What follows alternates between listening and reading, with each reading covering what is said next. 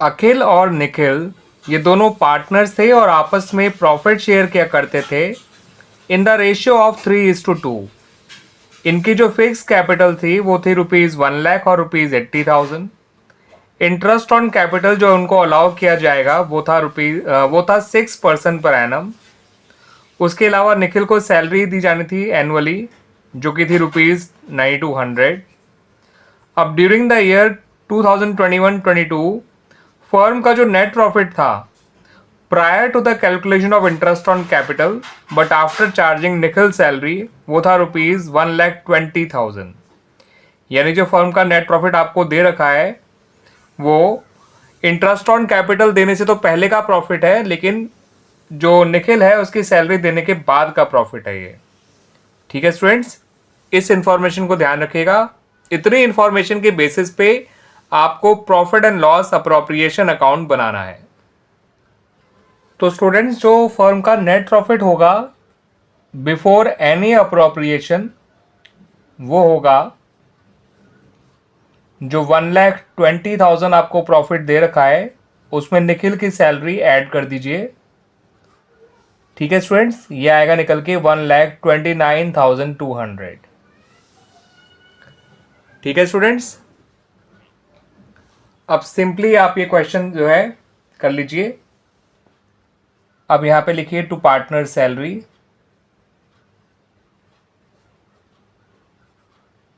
जो कि जाएगी निखिल के करंट अकाउंट में, क्योंकि इनकी कैपिटल अकाउंट फिक्स्ड है 9200।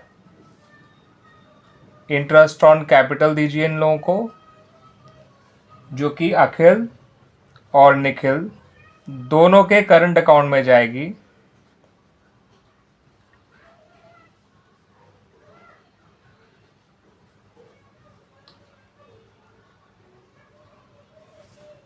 ₹1,00,000 का 6% होता है 6,000 और 80,000 का 6% होता है 4,800। ये आ गया 10,800।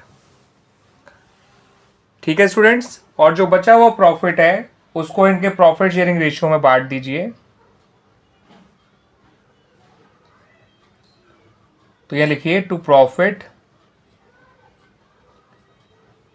Transfer to Akhil's current account, Nikhil's current account.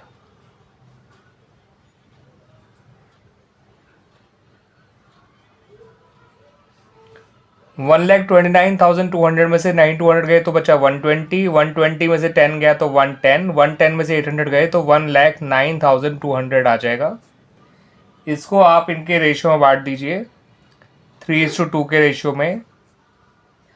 तो अखिल के हिस्से का प्रॉफिट आएगा 65,520 और निखिल के हिस्से का प्रॉफिट आएगा 43,680।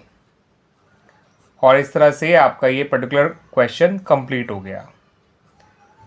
ठीक है स्टूडेंट्स, आसान सा ही क्वेश्चन था, बस इसमें इस बात का ध्यान रखना ज़रूरी था कि जो प्रॉफिट आपको दे रखा है वो बिफोर एनी अप्रोप्रिएशन नहीं था, इसमें से सैलरी माइनस की जा चुकी थी, इसलिए हमने वापस सैलरी को ऐड किया है। इस बात का ध्यान रखिएगा।